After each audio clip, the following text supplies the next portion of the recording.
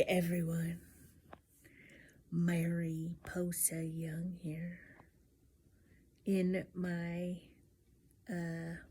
morning glory. Not sure about it, but anyway, what's on my heart today to share? I want to convince you to respect closed spiritual practices. And I'm going to do that by just speaking on my own experience. So, in order to speak on my own experience, I have to talk about my spiritual heritage, which is tied to my racial heritage. I just had oatmeal on my shirt. That is great. My racial and ethnic heritage, because those things are often very closely tied. So, like many, like many, still not unclogged, great. Like many Latinx, Latina, Hispanic people, I am racially mixed. I have a mix of, from my Puerto Rican father, I have a mix of European, indigenous to the Caribbean, and African peoples in my DNA, right? And the cultural mix of those three elements is very common among Spanish-speaking countries that were colonized, especially in the New World. And then on my mom's side, on the surface, she's just white American, like with a mix of European, and with, up until very recently when there was DNA testing, under the delusion that she was part North American indigenous peoples, and it just didn't connect with them anymore. So that wasn't true for her, but a very strong variety of European peoples is on my mom's side, including Jewish folks of Eastern Europe. So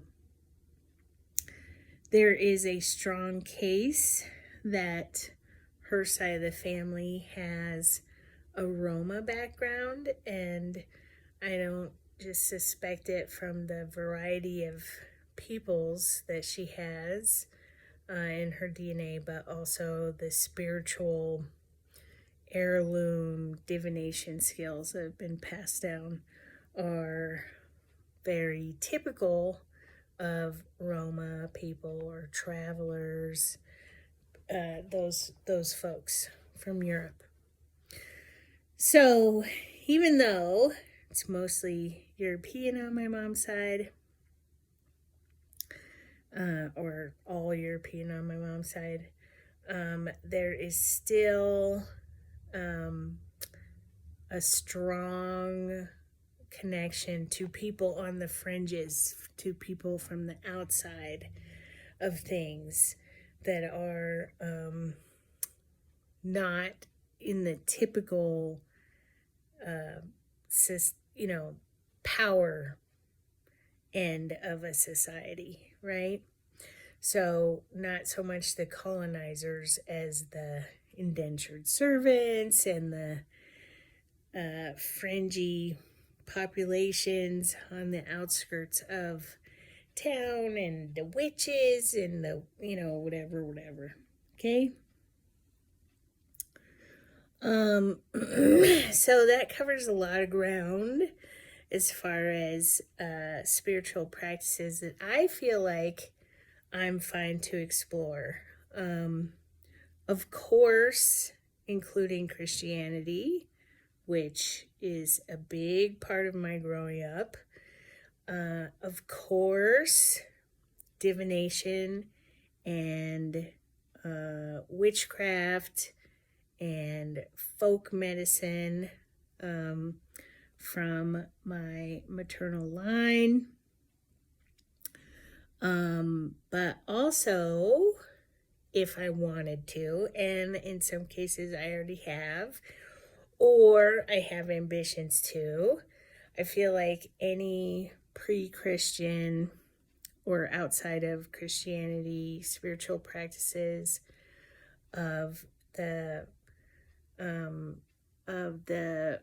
I want to say Latina countries or Hispanic countries, but maybe that's too general. But like things like Santeria, I feel like I have access to.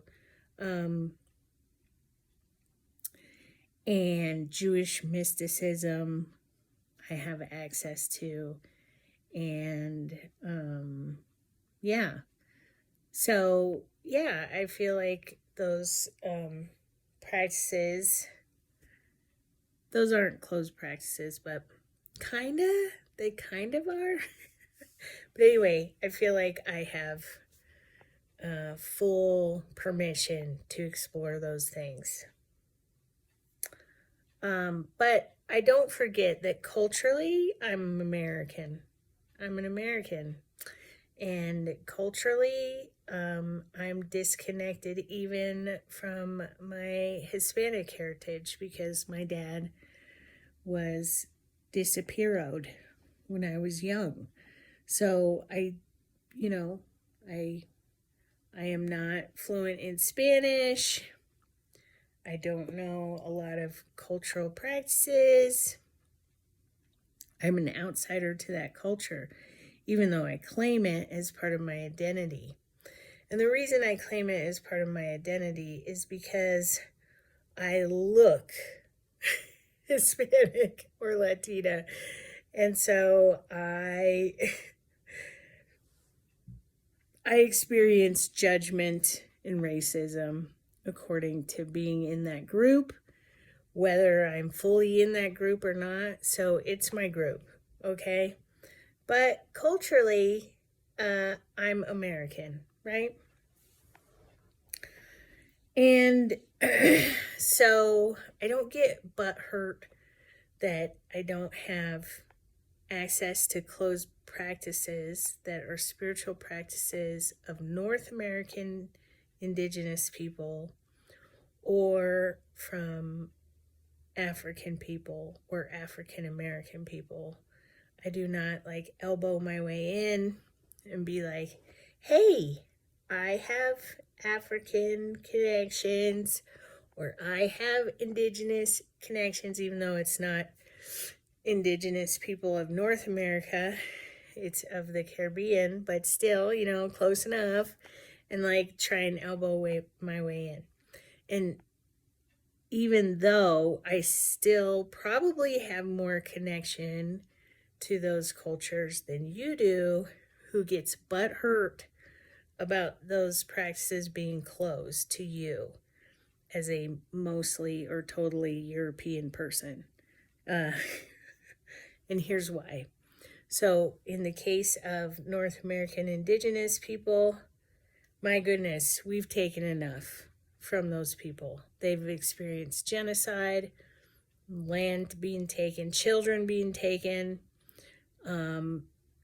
anything that's somewhat interesting about their spiritual practices have been appropriated and made a profit out of, like white sage. So why not just leave it be and leave them alone? And only participate in spiritual matters that you as an individual are invited to do so, or as a collective that is open to you, which is not everything. It's not everything. It's just like this much. And also, I think it's the least we can do as Americans is to respect their culture and also to defend their culture from disrespect of others, even our peers or whatever. I mean, it's seriously the least you can do. Okay? So that's why I don't mind that they have closed practices, and I'm not trying to get my way in there, and I'm not accusing them of gatekeeping and blah, blah, blah. Okay? Just live and let live and respect their boundaries on that.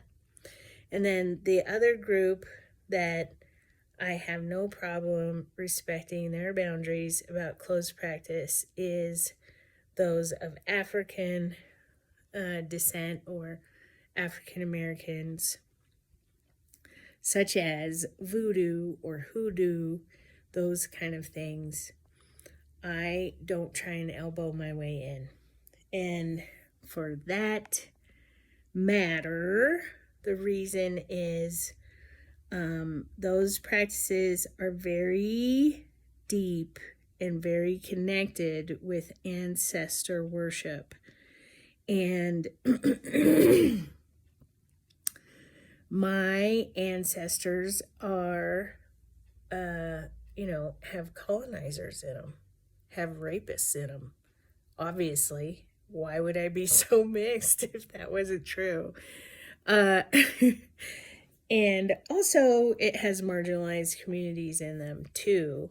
But still, and this is true even for practitioners of those things, you don't invite all ancestors. Not all ancestors are benevolent.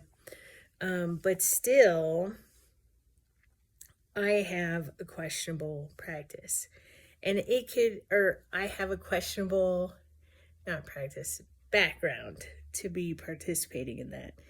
And still, I think that voodoo in particular was created to be in spiritual defense against colonizing powers and energy. Like, if you can't fight back with your body, then you can fight back with your spirit. And so I respect that, and I realize that, that isn't 100% my heritage or my battle. And also,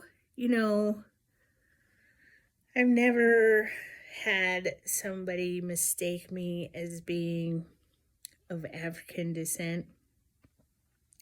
And so I have not experienced that flavor of judgment or racism or exclusion.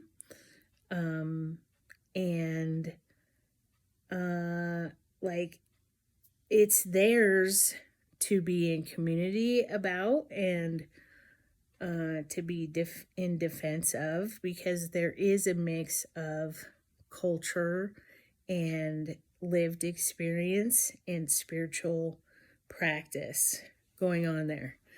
And I'm just not in the club, and that's okay. I'm in plenty of clubs, so that's totally okay. I don't need to insert myself or center myself, and I respect that those are closed practices that I am not welcome to participate in. And it doesn't offend me in the least. And I think the least we can do as non-Black spiritual practitioners is defend the respect owed those traditions. Okay? So don't let other people try and talk smack or try and question why they have a closed practice or be judgmental about their practice, because who are you to say? I mean, really, truly. So anyway, you just like live and let live. So I don't know if that's enough of a reason, but if it's not, at least hear my story as a very racially, ethnically mixed person and their perspective on why you should respect closed practices, and the good reasons to do that. Okay? And it's not that hard, folks. It's not that hard. Okay? All right, well, be kind to each other. Bye.